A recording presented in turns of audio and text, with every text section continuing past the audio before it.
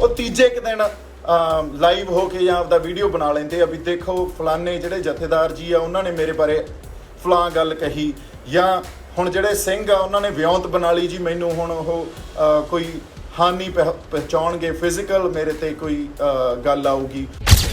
ਜਿਹੜੀ ਪੰਥਕ ਗੱਲ ਹੁੰਦੀ ਆ ਨਾ ਸਰਦਾਰ ਆਪਣੇ ਭਾਈ ਰਣਜੀਤ ਸਿੰਘ ਢੱਡਰੀਆਂ ਵਾਲੇ ਜੀ, ਉਹ ਪੰਥਕ ਗੱਲ ਨੂੰ ਪੰਥ ਦੇ ਵਿੱਚ ਹੀ ਵਿਚਾਰਿਆ ਜਾਂਦਾ ਹੁੰਦਾ।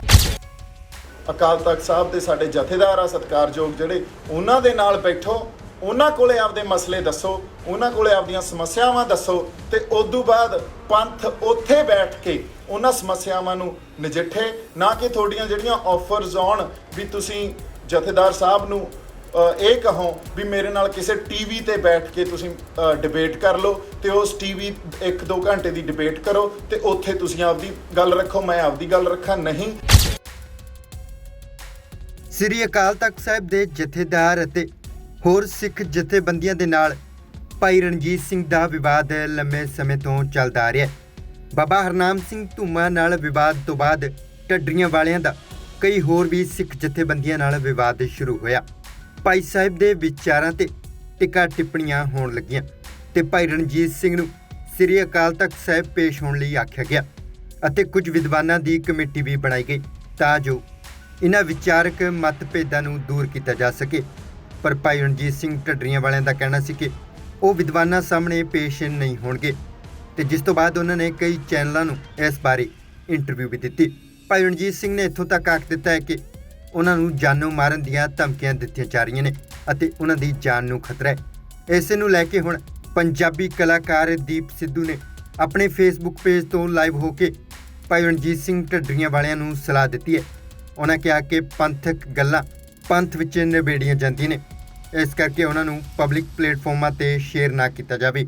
ਵੀਡੀਓ ਮੇਰੇ ਕੋਲੇ ਮੇਰੇ ਸਾਹਮਣੇ ਆਇਆ, ਜਿਹੜੇ ਆਪਣੇ ਭਾਈ ਰਣਜੀਤ ਸਿੰਘ ਢੱਡਰੀਆਂ ਵਾਲੇ ਜੀ ਆ, ਉਹਨਾਂ ਦਾ ਵੀਡੀਓ ਆ। ਉਹ ਤੀਜੇ ਕੁ ਦਿਨ ਲਾਈਵ ਹੋ ਕੇ ਜਾਂ ਆਪਦਾ ਵੀਡੀਓ ਬਣਾ ਲੈਂਦੇ ਆ ਵੀ ਦੇਖੋ ਫਲਾਨੇ ਜਿਹੜੇ ਜਥੇਦਾਰ ਜੀ ਆ ਉਹਨਾਂ ਨੇ ਮੇਰੇ ਬਾਰੇ ਫਲਾਂ ਗੱਲ ਕਹੀ, ਜਾਂ ਹੁਣ ਜਿਹੜੇ ਸਿੰਘ ਆ ਉਹਨਾਂ ਨੇ ਵਿਉਂਤ ਬਣਾ ਲਈ ਜੀ ਮੈਨੂੰ, ਹੁਣ ਉਹ ਕੋਈ ਹਾਨੀ ਪਹੁੰਚਾਉਣਗੇ, ਫਿਜ਼ੀਕਲ ਮੇਰੇ ਤੇ ਕੋਈ ਗੱਲ ਆਊਗੀ। ਸੋ ਮੈਂ ਉਹਨਾਂ ਨੂੰ ਇੱਕ ਗੱਲ ਕਹਿਣਾ ਚਾਹਣਾ, ਜਿਹੜੀ ਪੰਥਕ ਗੱਲ ਹੁੰਦੀ ਆ ਨਾ ਸਰਦਾਰ ਆਪਣੇ ਭਾਈ ਰਣਜੀਤ ਸਿੰਘ ਢੱਡਰੀਆਂ ਵਾਲੇ ਜੀ, ਉਹ ਪੰਥਕ ਗੱਲ ਨੂੰ ਪੰਥ ਦੇ ਵਿੱਚ ਹੀ ਵਿਚਾਰਿਆ ਜਾਂਦਾ ਹੁੰਦਾ। ਉਹ ਜਿਹੜਾ ਪੰਥ ਦਾ ਇੱਕ ਕੈਡਰ ਹੁੰਦਾ, ਸਿੱਖ ਕੈਡਰ ਆ ਜਾਂ ਸਿੱਖ ਵਿਦਵਾਨ ਆ, ਤੁਸੀਂ ਉਹਨਾਂ ਨਾਲ ਬੈਠ ਕੇ ਇਹ ਗੱਲਾਂ ਕਰੋ, ਉਹਨਾਂ ਨਾਲ ਨਜਿੱਠੋ। ਇਹਨੂੰ ਪਬਲਿਕ ਪਲੇਟਫਾਰਮ ਤੇ ਪਲੀਜ਼ ਨਾ ਡਿਸਕਸ ਕਰਿਆ ਕਰੋ, ਕਿਉਂਕਿ ਲੜਾਈ ਜਿਹੜੀ ਇਸ ਟਾਈਮ ਪੰਥ ਨੇ ਲੜਨੀ ਆ ਉਹ ਹੋਰ ਆ। ਤੁਸੀਂ ਆਪਦੇ ਜਿਹੜੇ ਵੱਖ-ਵੱਖ ਵਿਚਾਰਧਾਰਾਵਾਂ ਦੀ ਗੱਲ ਆ ਜਾਂ ਪੰਥ 'ਚ ਬਤੇਰੇ ਆਪਸ 'ਚ ਜਿਹੜੇ ਫ੍ਰਿਕਸ਼ਨਸ ਹੁੰਦੀਆਂ, ਉਹਨਾਂ ਨੂੰ ਹਮੇਸ਼ਾ ਪੰਥ ਨੇ ਆਪਦੇ ਵਿਦਵਾਨਾਂ ਨਾਲ, ਆਪਦੇ ਜਿਹੜੇ ਕੈਡਰ ਦੇ ਬੰਦੇ ਆ ਉਹਨਾਂ ਨਾਲ ਬੈਠ ਕੇ ਹੱਲ ਕੀਤਾ। ਉਹਨਾਂ ਬੰਦਿਆਂ ਨੇ ਨਜਿੱਠਿਆ ਜਿਹੜੇ ਉਸ ਗੱਲ ਦੇ ਸਮਰੱਥ ਆ, ਉਹਨਾਂ ਸਿਧਾਂਤਾਂ ਨੂੰ ਸਮਝਣ ਦੇ ਸਮਰੱਥ ਆ। ਇਸ ਕਰਕੇ ਮੈਨੂੰ ਜਿਹੜੀ ਗੱਲ ਸਮਝ ਆਉਂਦੀ ਆ ਤੁਹਾਡਾ ਵੀਡੀਓ ਦੇਖ ਕੇ, ਉਹ ਇਹ ਆ ਵੀ ਜਦੋਂ ਤੁਸੀਂ ਪਬਲਿਕ ਪਲੇਟਫਾਰਮ 'ਚ ਸਿੱਖ ਪੰਥ ਦੀ ਕੋਈ ਗੱਲ ਕਰਦੇ ਹੋ, ਇਹ ਬਹੁਤ ਹੀ ਹਲਕੀ ਤੇ ਬਹੁਤ ਹੀ ਮਾੜੀ ਗੱਲ ਆ। ਕਿਉਂਕਿ ਮੈਨੂੰ ਲੱਗਦਾ ਤੁਸੀਂ ਜਿਹੜਾ ਆਪ ਬਹੁਤ ਸੂਝਵਾਨ ਵਿਅਕਤੀ ਹੋ, ਗੁਰਮਤਿ ਪ੍ਰਚਾਰ ਕਰਦੇ ਹੋ, ਤਾਂ ਤੁਸੀਂ ਸ਼੍ਰੀ ਅਕਾਲ ਤਖਤ ਸਾਹਿਬ ਜਾਓ। ਅਕਾਲ ਤਖਤ ਸਾਹਿਬ ਦੇ ਸਾਡੇ ਜਥੇਦਾਰ ਆ ਸਤਿਕਾਰਯੋਗ, ਜਿਹੜੇ ਉਹਨਾਂ ਦੇ ਨਾਲ ਬੈਠੋ, ਉਹਨਾਂ ਕੋਲੇ ਆਪਦੇ ਮਸਲੇ ਦੱਸੋ, ਉਹਨਾਂ ਕੋਲੇ ਆਪਦੀਆਂ ਸਮੱਸਿਆਵਾਂ ਦੱਸੋ, ਤੇ ਉਦੋਂ ਬਾਅਦ ਪੰਥ ਉੱਥੇ ਬੈਠ ਕੇ ਉਹਨਾਂ ਸਮੱਸਿਆਵਾਂ ਨੂੰ ਨਜਿੱਠੇ। ਨਾ ਕਿ ਤੁਹਾਡੀਆਂ ਜਿਹੜੀਆਂ ਆਫਰਸ ਆਉਣ ਵੀ ਤੁਸੀਂ ਜਥੇਦਾਰ ਸਾਹਿਬ ਨੂੰ ਇਹ ਕਹੋ ਵੀ ਮੇਰੇ ਨਾਲ ਕਿਸੇ ਟੀਵੀ ਤੇ ਬੈਠ ਕੇ ਤੁਸੀਂ ਡਿਬੇਟ ਕਰ ਲਓ, ਤੇ ਉਸ ਟੀਵੀ 1-2 ਘੰਟੇ ਦੀ ਡਿਬੇਟ ਕਰੋ ਤੇ ਉੱਥੇ ਤੁਸੀਂ ਆਪਦੀ ਗੱਲ ਰੱਖੋ, ਮੈਂ ਆਪਦੀ ਗੱਲ ਰੱਖਾਂ। ਨਹੀਂ। ਪੰਥ ਨੇ ਹਮੇਸ਼ਾ ਹੀ, ਖਾਲਸਾ ਪੰਥ ਨੇ, ਸਿੱਖ ਪੰਥ ਨੇ ਆਪਦੇ ਜਿਹੜੇ ਮਸਲੇ ਆ ਉਹ ਆਪਦੇ ਅੰਦਰ ਬੈਠ ਕੇ ਡਿਸਕਸ ਕੀਤੇ ਆ। ਹੋਰ ਕੋਈ ਪ੍ਰੋਬਲਮ ਨਹੀਂ ਮੈਨੂੰ ਲੱਗਦਾ ਤੁਹਾਡੇ ਤੋਂ ਕਿਸੇ ਨੂੰ ਹੋ ਸਕਦੀ। ਤੁਸੀਂ ਜੇ ਗੁਰੂ ਸਾਹਿਬਾਨਾਂ ਦੀ ਜਾਂ ਸਾਡੇ ਜਿਹੜੇ ਸ਼੍ਰੀ ਗੋਬਿੰਦ ਸਿੰਘ ਸਾਹਿਬ 10ਵੇਂ ਪਾਤਸ਼ਾਹ ਉਹਨਾਂ ਦੀ ਇੱਜ਼ਤ ਕਰਦੇ ਹੋ ਜਾਂ ਪੰਥ ਦੀ ਇੱਕ ਮਰਿਆਦਾ ਨੂੰ ਸਮਝਦੇ ਹੋ, ਅਸੀਂ ਤਾਂ ਬਹੁਤ ਛੋਟੇ ਆ। ਮੈਨੂੰ ਇਸ ਕਰਕੇ ਇੱਥੇ ਬੋਲਣੀ ਪਈ ਕਿਉਂਕਿ ਪਬਲਿਕ ਪਲੇਟਫਾਰਮ ਤੇ, ਕਿਉਂਕਿ ਤੁਸੀਂ ਪਬਲਿਕ ਪਲੇਟਫਾਰਮ ਤੇ ਆ ਕੇ ਰੋਜ਼ ਗੱਲਾਂ ਕਰਦੇ ਹੋ, ਤੇ ਮੈਨੂੰ ਇਹ ਗੱਲ ਐਂ ਲੱਗਦੀ ਆ ਵੀ ਜਿਹੜੇ ਵਿਦਵਾਨ ਜਾਂ ਤੁਹਾਡੇ ਵਰਗੇ ਸੂਝਵਾਨ ਬੰਦੇ ਹੁੰਦੇ ਆ, ਉਹਨਾਂ ਨੂੰ ਇਹ ਗੱਲ ਨਹੀਂ ਸੁਹਾਉਂਦੀ। ਤੁਸੀਂ ਪੰਥ ਦੀਆਂ ਗੱਲਾਂ ਪੰਥ ਦੇ ਨਾਲ ਉਸ ਘਰ 'ਚ ਬੈਠ ਕੇ ਕਰੋ ਜਿਹੜਾ ਸਾਡੇ ਲਈ ਬਣਾਇਆ ਗਿਆ ਜਾਂ ਸਾਡੇ ਲਈ ਇੱਕ ਜਿਹੜੀ ਮਰਿਆਦਾ ਤੈਅ ਕੀਤੀ ਗਈ ਆ, ਉਸ ਮਰਿਆਦਾ ਦੇ ਅਧੀਨ ਰਹਿ ਕੇ ਉਹ ਗੱਲਾਂ ਕਰੋ ਤੇ ਇੱਜ਼ਤ ਜਿਹੜੇ ਜਥੇਦਾਰ ਸਾਹਿਬਾਨ ਆ ਉਹਨਾਂ ਨੂੰ ਬਖਸ਼ੋ। ਇਹ ਕਿਸੇ ਲਾਈਵ ਕਿਸੇ ਟੀਵੀ ਸ਼ੋਅ 'ਚ ਜਾਂ ਸੋਸ਼ਲ ਮੀਡੀਆ ਤੇ ਆ ਕੇ ਪੰਥ ਦੀਆਂ ਗੱਲਾਂ ਨਹੀਂ ਡਿਸਕਸ ਕੀਤੀਆਂ ਜਾ ਸਕਦੀਆਂ, ਕਿਉਂਕਿ ਲੋਕਾਂ 'ਚ ਉਨੀ ਸਮਰੱਥਾ ਜਾਂ ਸਾਡੇ 'ਚ ਉਨੀ ਸਮਰੱਥਾ ਨਹੀਂ ਆ। ਅਸੀਂ ਸਿੱਖ ਸਿਧਾਂਤਾਂ ਨੂੰ ਸਮਝੀਏ ਜਾਂ ਸਿੱਖ ਜਿਹੜੇ ਵਿਦਵਾਨ ਆ ਉਹਨਾਂ ਦੀਆਂ ਗੱਲਾਂ ਨੂੰ ਹਜੇ ਉਸ ਲੈਵਲ ਤੱਕ ਸਮਝੀਏ ਤਾਂ ਪਬਲਿਕ ਪਲੇਟਫਾਰਮ ਤੇ ਜਾ ਕੇ ਇਹ ਗੱਲ ਬਹੁਤ ਦੂਰ ਤੱਕ ਤਾਂ ਜਾ ਸਕਦੀ ਆ, ਪਰ ਉਹਦੀ ਗਹਿਰਾਈ ਕੁਛ ਨਹੀਂ ਹੁੰਦੀ, ਉਹਦੇ 'ਚ ਡੈਪਥ ਖਤਮ ਹੋ ਜਾਂਦੀ ਆ। ਤਾਂ ਇਸ ਕਰਕੇ ਭਾਈ ਰਣਜੀਤ ਸਿੰਘ ਢੱਡਰੀਆਂ ਵਾਲੇ ਸਾਹਿਬ, ਤੁਸੀਂ ਪਲੀਜ਼ ਜਿਹੜੇ ਆਪਣੇ ਆਪ ਦੇ ਵਿਚਾਰ ਆ ਉਹ ਸ਼੍ਰੀ ਅਕਾਲ ਤਖਤ ਸਾਹਿਬ ਕੋਲੇ ਜਾ ਕੇ ਰੱਖੋ। ਉੱਥੇ ਤੁਸੀਂ ਨਤਮਸਤਕ ਹੋ, ਜਾ ਕੇ ਸ਼੍ਰੀ ਗੁਰੂ ਰਾਮਦਾਸ ਜੀ ਦੇ ਨਤਮਸਤਕ ਹੋ, ਅਕਾਲ ਤਖਤ ਸਾਹਿਬ ਤੇ ਨਤਮਸਤਕ ਹੋ ਤੇ ਜਥੇਦਾਰ ਸਾਹਿਬ ਕੋਲੇ ਆਪਦੀਆਂ ਸਮੱਸਿਆਵਾਂ, ਆਪਦੇ ਜਿਹੜੇ ਕੋਈ ਤੁਹਾਡੇ ਹੋਰ ਪ੍ਰੋਬਲਮਸ ਆ ਉਹਨਾਂ ਨੂੰ ਰੱਖੋ ਤੇ ਇਹ ਆਪਦੇ ਘਰ ਦੀ ਗੱਲ ਘਰ 'ਚ ਨਜਿੱਠੀ ਜਾਣੀ ਚਾਹੀਦੀ ਆ। ਇਹਨੂੰ ਤੁਸੀਂ ਪਬਲਿਕ ਪਲੇਟਫਾਰਮ ਤੇ ਨਾ ਲੈ ਕੇ ਆਇਆ ਕਰੋ, ਇਹ ਬਹੁਤ ਕੋਈ ਚੰਗੀ ਗੱਲ ਨਹੀਂ ਆ। ਸਾਨੂੰ ਜਿੰਨੀ ਕੁ ਸਮਝ ਆ ਉਨੀ ਕੁ ਗੱਲ ਮੈਂ ਤੁਹਾਡੇ ਇਸ ਸੋਸ਼ਲ ਮੀਡੀਆ ਰਾਹੀਂ ਤੁਹਾਡੇ ਤੱਕ ਪਹੁੰਚਾਉਣਾ ਚਾਹਣਾ। ਬਾਕੀ ਤੁਸੀਂ ਸਤਿਕਾਰਯੋਗ ਹੋ ਤੇ ਸਾਰੇ ਹੀ ਸਾਡੇ ਜਿਹੜੇ ਪੰਥ ਦੇ ਜਿਹੜੇ ਸਾਡੇ ਵਿਦਵਾਨ ਆ ਸਤਿਕਾਰਯੋਗ ਆ ਸਾਰਿਆਂ ਨੂੰ, ਤੇ ਆਪਣੇ ਜਿਹੜੇ ਹੋਰ ਕੌਮ ਦੇ ਬੰਦੇ ਆ ਜਾਂ ਪੰਜਾਬੀ ਆ ਉਹਨਾਂ ਸਾਰਿਆਂ ਨੂੰ ਬਹੁਤ ਸਾਰਾ ਪਿਆਰ, ਮੇਰੇ ਵੱਲੋਂ ਬਹੁਤ ਸਾਰਾ ਸਤਿਕਾਰ। ਇਸ ਦੇ ਨਾਲ ਹੀ ਦੀਪ ਸਿੱਧੂ ਵੱਲੋਂ ਜੂਨ 1984 ਦੇ ਸਾਕੇ ਨੂੰ ਲੈ ਕੇ ਵੀ ਗੱਲਾਂ ਕੀਤੀਆਂ ਗਈਆਂ ਤੇ ਸੰਤ ਜਰਨੈਲ ਸਿੰਘ ਖਾਲਸਾ ਭਿੰਡਰਾਂਵਾਲਿਆਂ ਬਾਰੇ ਦੀਪ ਸਿੱਧੂ ਵੱਲੋਂ ਕੁਝ ਆਖਿਆ ਗਿਆ। 6 ਜੂਨ ਸਾਨੂੰ ਉਸ ਦਿਨ ਦੀ ਯਾਦ ਕਰਾ ਦਿੰਦਾ ਜਦੋਂ 6 ਜੂਨ 1984 ਨੂੰ ਸਾਡੇ ਸਭ ਤੋਂ ਜਿੱਥੇ ਸਾਡਾ ਪ੍ਰੇਰਨਾ ਸਰੋਤ ਆ, ਸਾਡੇ ਲਈ ਬਹੁਤ ਜ਼ਿਆਦਾ ਜਿਹੜਾ ਅਸੀਂ ਸ਼ਰਧਾ ਰੱਖਦੇ ਹਾਂ, ਆਪਦੀ ਪ੍ਰੇਰਨਾ ਲੈਂਦੇ ਹਾਂ, ਉੱਥੋਂ ਸ਼੍ਰੀ ਦਰਬਾਰ ਸਾਹਿਬ ਤੇ ਅਟੈਕ ਹੋਇਆ ਤੇ ਉਸ ਅਟੈਕ ਨੇ ਇਹ ਅਟੈਕ ਇੱਕ ਮੈਸੇਕਰ ਜਾਂ ਇਹਨੂੰ ਇੱਕ ਹੋਲੋਕਾਸਟ ਕਹਿ ਲਓ, ਜਿਹੜਾ ਕਿ ਸਾਡੇ ਸਿੱਖੀ ਦਾ ਜਿਹੜਾ ਪ੍ਰਤੀਕ ਆ ਜਾਂ ਸਾਡਾ ਜਿਹੜਾ ਪ੍ਰੇਰਨਾ ਸਰੋਤ ਆ, ਸਾਡਾ ਸੋਮਾ ਸਿੱਖੀ ਦਾ, ਉਹਦੇ ਤੇ ਅਟੈਕ ਹੋਇਆ। ਇਹ ਅਟੈਕ ਅਸੀਂ ਸੁਣਦੇ ਸੀ ਵੀ ਅਬਦਾਲੀ ਨੇ ਕੀਤਾ ਸੀ, 18ਵੀਂ ਸਦੀ 'ਚ ਅਟੈਕ ਹੁੰਦੇ ਆਏ ਸੀ, ਪਰ ਉਸ ਤੋਂ ਬਾਅਦ ਜਦੋਂ ਸਾਡੇ ਆਪਦਿਆਂ ਨੇ ਹੀ ਉੱਥੇ ਫੌਜ ਚੜਾਈ, ਉਹਦੇ ਤੇ ਅਟੈਕ ਕੀਤਾ ਸਾਡੇ ਉਸ ਅਸਥਾਨ ਤੇ ਜਿਹੜਾ ਸਾਨੂੰ ਆਪਦੀ ਜਾਨ ਤੋਂ ਵੀ ਜ਼ਿਆਦਾ ਪਿਆਰਾ, ਤਾਂ ਇਹ ਗੱਲ ਹਜਮ ਕਰਨੀ ਬੜੀ ਔਖੀ ਆ ਸਾਡੇ ਲਈ। ਪਰ ਮੇਰਾ ਰੂਬਰੂ ਹੋਣ ਦਾ ਕਾਰਨ ਇਹ ਆ ਵੀ ਇਸ ਗੱਲ ਕਰਕੇ ਅੱਜ ਦੀ ਡੇਟ ਤਾਈਂ, ਇਸ ਤਰੀਕ ਤਾਈਂ ਵੀ ਦੋ ਧਿਰਾਂ ਖੜੀਆਂ ਹੋ ਗਈਆਂ। ਇੱਕ ਧਿਰ ਉਹ ਸੀ ਜਿਹੜੀ ਕਹਿੰਦੀ ਆ ਵੀ ਜਿਹੜਾ ਅਟੈਕ ਹੋਇਆ, ਸਾਡਾ ਜਿਹੜਾ ਹਰਮੰਦਰ ਸਾਹਿਬ ਤੇ ਤੁਸੀਂ ਅਟੈਕ ਕੀਤਾ, ਫੌਜ ਦੇ ਰਾਹੀਂ ਅਟੈਕ ਕੀਤਾ, ਉਸ ਤੋਂ ਬਾਅਦ ਬਚਿਆ ਹੀ ਕੀ ਆ, ਵੀ ਹੁਣ ਸਾਡੇ ਜਿਉਣ ਦਾ ਵੀ ਕੋਈ ਮਤਲਬ ਨਹੀਂ।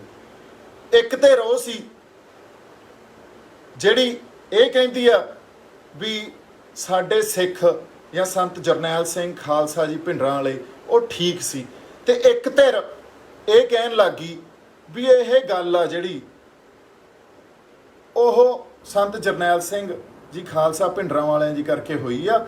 ਸਰਕਾਰ ਠੀਕ ਸੀ, ਸਰਕਾਰ ਉਹਨਾਂ ਨੂੰ ਫੜਨਾ ਚਾਹੁੰਦੀ ਸੀ ਜਾਂ ਉਹਨਾਂ ਨੂੰ ਦਰਬਾਰ ਸਾਹਿਬ ਚੋਂ ਬਾਹਰ ਕੱਢਣਾ ਚਾਹੁੰਦੀ ਸੀ। ਹੁਣ ਜਿਹੜੀ ਗੱਲ ਆ, ਇੱਕ ਪਾਸੇ ਜੇ ਆਪਾਂ ਸੰਤ ਜਰਨੈਲ ਸਿੰਘ ਖਾਲਸਾ ਭਿੰਡਰਾਂ ਵਾਲੇ ਜੀ ਨੂੰ ਰੱਖ ਲਾਂਗੇ, ਇੱਕ ਪਾਸੇ ਆਪਾਂ ਸਰਕਾਰ ਜਾਂ ਇੰਦਰਾ ਗਾਂਧੀ ਨੂੰ ਰੱਖ ਲਾਂਗੇ, ਸਪੈਸ਼ਲੀ ਇੰਦਰਾ ਗਾਂਧੀ ਨੂੰ। ਇਹ ਗੱਲ ਜਾਂ ਇਹ ਵਰਤਾਰਾ ਇੰਨਾ ਕੰਪਲੈਕਸ ਸੀ ਜਾਂ ਇੰਨਾ ਕੰਪਲੈਕਸ ਹੈ, ਇਹ ਵਿਅਕਤੀਗਤ ਰੂਪ 'ਚ ਨਹੀਂ ਦੇਖਿਆ ਜਾ ਸਕਦਾ।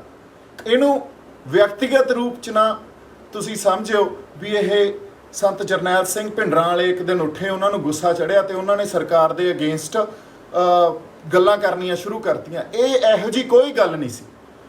ਤੇ ਉਵੇਂ ਹੀ ਜਿਹੜਾ ਸਾਡਾ ਇਸ ਮੂਵਮੈਂਟ 'ਚ ਜਿਹੜੇ ਨੇ ਜਾਂ ਇਸ ਬਲੂ ਸਟਾਰ 1984 ਜਿਹੜਾ ਵਰਤਾਰਾ ਹੋਇਆ, ਇਹ ਮੈਸੇਕਰ ਹੋਇਆ ਸਿੱਖਾਂ ਦਾ, ਉਸ ਤੋਂ ਬਾਅਦ ਅਲੀਟ ਆ ਜਿਹੜਾ ਸਾਡਾ, ਉਹਨਾਂ ਨੇ ਸਾਡਾ ਸਾਥ ਨਹੀਂ ਦਿੱਤਾ। ਜਿਹੜਾ ਸਾਡਾ ਪੜ੍ਹਿਆ ਲਿਖਿਆ ਵਰਗ ਆ ਸਿੱਖਾਂ ਦਾ, ਉਹਨਾਂ ਨੇ ਕੋਈ ਸਾਥ ਨਹੀਂ ਦਿੱਤਾ। ਉਹ ਇਸ ਕਰਕੇ ਨਹੀਂ ਦਿੱਤਾ ਕਿਉਂਕਿ ਉਹ ਹਰ ਵਰਤਾਰੇ ਨੂੰ, ਹਰ ਸਟੇਟ ਦਾ ਜਿਹੜਾ ਜਾਂ ਰਾਸ਼ਟਰਵਾਦ ਦਾ ਜਿਹੜਾ ਕੋਈ ਪਾਲਿਸੀ ਆ, ਉਹਨੂੰ ਨੈਸ਼ਨਲਿਜ਼ਮ ਜਾਂ ਰਾਸ਼ਟਰਵਾਦ ਦੇ ਨਜ਼ਰੀਏ ਤੋਂ ਦੇਖਦੇ ਆ। ਉਹਨਾਂ ਨੂੰ ਇਹ ਲੱਗਿਆ ਜੀ ਦੇਖੋ ਉੱਥੇ ਸੰਤ ਜਰਨੈਲ ਸਿੰਘ ਭਿੰਡਰਾਂ ਵਾਲੇ ਬੈਠੇ ਸੀ, ਉਹਨਾਂ ਨੂੰ ਅਸੀਂ ਚੇਤਾਵਨੀ ਵੀ ਦਿੱਤੀ ਵੀ ਬਾਹਰ ਆ ਜਾਓ, ਉਹ ਬਾਹਰ ਨਹੀਂ ਆਏ ਤਾਂ ਆਰਮੀ ਨੇ ਐਕਸ਼ਨ ਲਿਆ ਤੇ ਉਹ ਜਸਟੀਫਾਈਡ ਸੀ। ਇਹ ਇੰਨੀ ਸਿੰਪਲ ਗੱਲ ਨਹੀਂ ਆ, ਵਿਅਕਤੀਗਤ ਗੱਲ ਨਹੀਂ ਆ। ਜਦੋਂ ਕੋਈ ਲਹਿਰ ਉੱਠਦੀ ਆ ਨਾ, ਜਦੋਂ ਕੋਈ ਮੂਵਮੈਂਟ ਸ਼ੁਰੂ ਹੁੰਦੀ ਆ, ਉਹ ਮੂਵਮੈਂਟ ਨੂੰ ਸਮਝਣਾ, ਉਹਦਾ ਵਿਸ਼ਲੇਸ਼ਣ ਕਰਨਾ, ਉਹਦਾ ਪੜਚੋਲ ਕਰਨਾ, ਜਾਂ ਉਹਨਾਂ ਹਿਸਟੋਰੀਅਨਸ ਨੂੰ ਪੜ੍ਹਨਾ ਜਿਨ੍ਹਾਂ ਨੇ ਉਹਨਾਂ ਦਾ ਪੜਚੋਲ ਕੀਤਾ ਹੋਇਆ, ਜਿਨ੍ਹਾਂ ਨੇ ਵਿਸ਼ਲੇਸ਼ਣ ਕੀਤਾ ਹੋਇਆ, ਬਹੁਤ ਜ਼ਰੂਰੀ ਹੁੰਦਾ। ਇਹ ਮੂਵਮੈਂਟ ਇੰਨੀ ਕੋਈ ਸੌਖੀ ਗੱਲ ਨਹੀਂ ਹੁੰਦੀ। ਇਹ ਲਹਿਰ ਜਿਹੜੀ ਉੱਠੀ ਉਸ ਵੇਲੇ, ਜਿਹੜੀ ਪਹਿਲਾਂ ਅਨੰਦਪੁਰ ਸਾਹਿਬ ਮਤੇ ਤੇ ਆ ਕੇ ਟਿਕੀ, ਤੇ ਸਾਨੂੰ ਐਂ ਲੱਗਿਆ ਵੀ ਸਾਡਾ ਹਜੇ ਤੱਕ ਟਰਸਟ ਬ੍ਰੀਚ ਨਹੀਂ ਹੋਇਆ। ਅਸੀਂ ਅਨੰਦਪੁਰ ਸਾਹਿਬ ਮਤੇ ਦੀ ਗੱਲ ਕਰਦੇ ਹਾਂ। ਉਸ ਅਨੰਦਪੁਰ ਸਾਹਿਬ ਮਤੇ ਤੋਂ ਬਾਅਦ ਜਿੱਦੇ ਅਟੈਕ ਹਰਿਮੰਦਰ ਸਾਹਿਬ ਤੇ ਹੋ ਗਿਆ, ਉਹਦੇ ਸਾਨੂੰ ਇਹ ਲੱਗਿਆ ਵੀ ਸਾਡਾ ਟਰਸਟ ਬ੍ਰੀਚ ਹੋ ਗਿਆ। ਹੁਣ ਇਸ ਨੈਸ਼ਨਲਿਜ਼ਮ 'ਚ, ਇਸ ਰਾਸ਼ਟਰਵਾਦ 'ਚ ਤੁਸੀਂ ਟਰਸਟ ਬ੍ਰੀਚ ਕਰਤਾ, ਇਹ ਤੋਂ ਬਾਅਦ ਰਹਿ ਹੀ ਕੀ ਜਾਂਦਾ। ਸੋ ਇਹਨਾਂ ਲਹਿਰਾਂ ਨੂੰ ਸਮਝਣਾ ਬਹੁਤ ਜ਼ਰੂਰੀ ਹੁੰਦਾ, ਇਹਦੇ ਬਾਰੇ ਪੜ੍ਹਨਾ, ਇਹਦਾ ਪੜਚੋਲ ਕਰਨਾ, ਇਹਦਾ ਵਿਸ਼ਲੇਸ਼ਣ ਕਰਨਾ ਬਹੁਤ ਜ਼ਰੂਰੀ ਹੁੰਦਾ, ਕਿਉਂਕਿ ਇਹ ਲਹਿਰਾਂ ਸਾਨੂੰ ਬਹੁਤ ਕੁਝ ਸਿਖਾ ਜਾਂਦੀਆਂ। ਇਹਨੂੰ on the face of it ਦੇਖੋ, ਸੋਸ਼ਲ ਮੀਡੀਆ ਬਹੁਤ ਪੋਜ਼ਿਟਿਵ ਪਲੇਟਫਾਰਮ ਆ, ਵੀ ਗੱਲ ਬਹੁਤ ਦੂਰ ਤਾਈਂ ਪਹੁੰਚਦੀ ਆ, ਪਰ ਸੋਸ਼ਲ ਮੀਡੀਆ ਤੇ ਹਰ ਬੰਦਾ ਜਿਹੜਾ ਬੈਠਾ ਉਹ ਇਹ ਵੀ ਸੋਚਣ ਲੱਗ ਜਾਂਦਾ ਵੀ ਮੈਂ ਇੱਥੇ ਕਦੇ ਵੀ ਕਿਸੇ ਵੀ ਟੌਪਿਕ ਤੇ ਗੱਲ ਕਰ ਸਕਦਾ, ਜਾਂ ਮੈਂ ਕਿਸੇ ਵੀ ਵਿਅਕਤੀ ਬਾਰੇ ਬੋਲ ਸਕਦਾ, ਇਹ ਮੇਰੇ ਤੇ ਵੀ ਗੱਲ ਲਾਗੂ ਹੁੰਦੀ ਆ। ਪਰ ਮੈਂ ਫਿਰ ਆਪਦੇ ਆਪ ਨੂੰ ਥੋੜ੍ਹਾ ਬਹੁਤ ਇਸ ਪਾਸੇ ਲਾਇਆ ਵੀ ਮੈਂ ਇਸ ਲਹਿਰ ਬਾਰੇ ਵੀ ਪੜ੍ਹਾਂ, ਉਸ ਵਰਤਾਰੇ ਬਾਰੇ ਵੀ ਪੜ੍ਹਾਂ, ਉੱਥੇ ਰਾਸ਼ਟਰਵਾਦ ਨੇ ਕੀ ਰੋਲ ਪਲੇ ਕੀਤਾ ਉਸ ਬਾਰੇ ਵੀ ਪੜ੍ਹਾਂ, ਜਾਂ ਇਹ ਜਿਹੜਾ ਸਿੱਖਾਂ ਦਾ ਇੱਕ ਸਾਡਾ ਨਿਆਰਾਪਣ ਆ, ਜਾਂ ਜਿਹੜੀ ਸਾਡੀ ਡਿਸਟਿੰਕਟ ਆਈਡੈਂਟਿਟੀ ਆ, ਅਸੀਂ ਉਹਨੂੰ ਪ੍ਰੋਟੈਕਟ ਕਰਨ ਵਾਸਤੇ ਜੋ ਕੁਝ ਕੀਤਾ ਉਹਦੇ ਬਾਰੇ ਵੀ ਪੜ੍ਹਾਂ, ਤੇ ਫਿਰ ਕੋਈ ਆਪਦਾ ਓਪੀਨੀਅਨ ਜਾਂ ਜਿਹੜਾ ਆਪਦਾ ਵਿਚਾਰ ਰੱਖਾਂ। ਕਿਉਂਕਿ ਜਿਹੜੇ ਵਿਚਾਰ ਆ ਉਹ ਬਹੁਤ ਜ਼ਿਆਦਾ ਵੱਡੇ ਵਿਸ਼ਲੇਸ਼ਣ ਤੋਂ, ਪੜਚੋਲ ਤੋਂ ਬਾਅਦ ਬਣਦੇ ਹੁੰਦੇ ਆ। ਉਹ ਕਦੇ ਇਨਸਟੈਂਟ ਨਹੀਂ ਬਣ ਜਾਂਦੇ ਵੀ ਤੁਸੀਂ ਮੇਰਾ ਵੀ ਵੀਡੀਓ ਸੁਣ ਰਹੇ ਹੋ ਤੇ ਤੁਸੀਂ ਇਹਦੇ ਤੇ ਆਪਦੇ ਵਿਚਾਰ ਦੇਤੇ। ਇਨਸਟੈਂਟ ਵਿਚਾਰ ਨਹੀਂ ਬਣਦੇ ਹੁੰਦੇ। ਵਿਚਾਰ ਇੱਕ ਬਹੁਤ ਸਹਿਜ ਪ੍ਰਕਿਰਿਆ ਹੁੰਦੀ ਆ। ਵਿਚਾਰ ਮੇਰੇ ਖਿਆਲ 'ਚ ਜਿਵੇਂ ਆਪਾਂ ਕਹਿੰਦੇ ਆ ਵੀ ਹੌਲੀ ਹੌਲੀ ਸਭ ਕੁਝ ਪੜ੍ਹਨ ਤੋਂ ਬਾਅਦ, ਪੜਚੋਲ ਕਰਨ ਤੋਂ ਬਾਅਦ, ਵਿਸ਼ਲੇਸ਼ਣ ਕਰਨ ਤੋਂ ਬਾਅਦ ਹੀ ਪੱਕਦੇ ਆ, ਤੇ ਫਿਰ ਆਪਦਾ ਵਿਚਾਰ ਕੁਝ ਦਿੱਤਾ ਜਾ ਸਕਦਾ। ਤੇ ਵਿਚਾਰਾਂ 'ਚ ਜਾਂ ਵਖਰੇਵਾਂ ਹੋ ਸਕਦਾ, ਜਿਵੇਂ ਇੱਕ ਬਾਇਓਡਾਇਵਰਸਿਟੀ ਆ, ਇੱਕ ਕਲਚਰਲ ਡਾਇਵਰਸਿਟੀ ਆ, ਉਵੇਂ ਵਿਚਾਰਾਂ 'ਚ ਵੀ ਡਾਇਵਰਸਿਟੀ ਜਾਂ ਵਖਰੇਵਾਂ ਹੋ ਸਕਦਾ। ਤੇ ਉਹ ਵੀ ਆਪਸ 'ਚ ਮੇਰੇ ਖਿਆਲ 'ਚ ਸਾਨੂੰ ਜਿਹੜੇ ਗੱਲਬਾਤ ਕਰਕੇ ਉਹਨਾਂ ਸਾਰੀਆਂ ਗੱਲਾਂ ਨੂੰ ਨਜਿੱਠਿਆ ਜਾਣਾ ਚਾਹੀਦਾ। ਸੋ ਮੈਂ ਸਾਡੀ ਜਿਹੜੀ ਕੌਮ ਆ ਜਾਂ ਸਾਰੇ ਪੰਜਾਬੀਆਂ ਨੂੰ ਇਹ ਬੇਨਤੀ ਕਰਦਾ ਵੀ 1984 ਜੂਨ ਬਲੂ ਸਟਾਰ ਆਪਰੇਸ਼ਨ ਜਿਹੜਾ ਸਰਕਾਰ ਨੇ ਕੀਤਾ, ਜਾਂ ਸਾਡੇ ਲਈ ਉਹ ਮੈਸੇਕਾਰ ਸੀ, ਸਿੱਖਾਂ ਲਈ ਸਾਡੇ ਲਈ ਉਹ ਇੱਕ ਹੋਲੋਕਾਸਟ ਸੀ।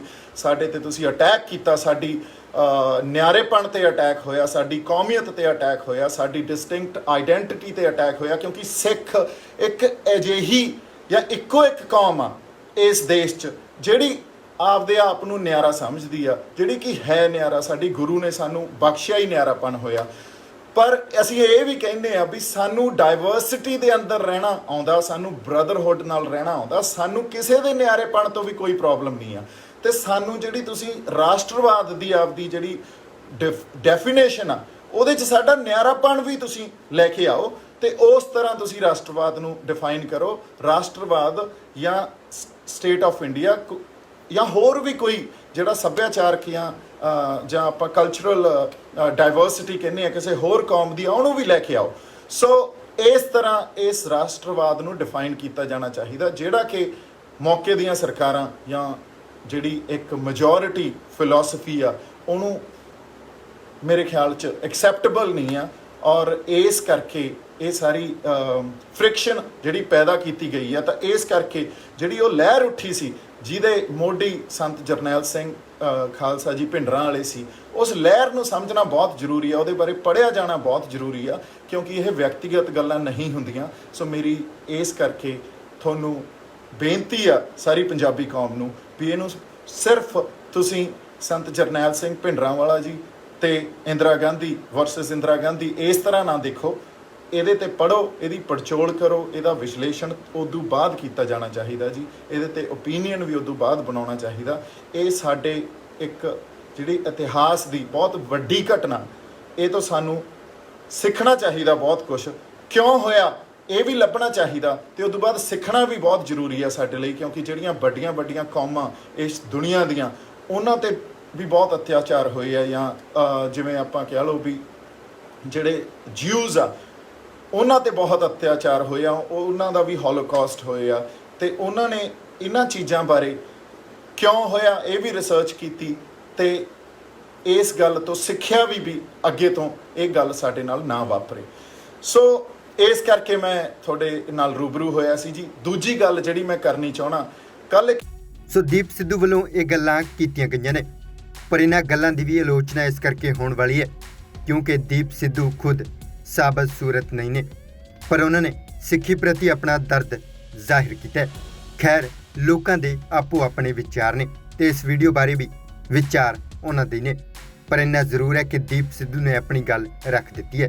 ਇਸ ਉੱਤੇ ਕੋਈ ਅਮਲ ਕਰਦਾ ਹੈ ਜਾਂ ਨਹੀਂ, ਇਸ ਬਾਰੇ ਤਾਂ ਪਤਾ ਨਹੀਂ। ਬਿਊਰੋ ਰਿਪੋਰਟ, ਪੰਜਾਬੀ ਲੋਕ ਚੈਨਲ।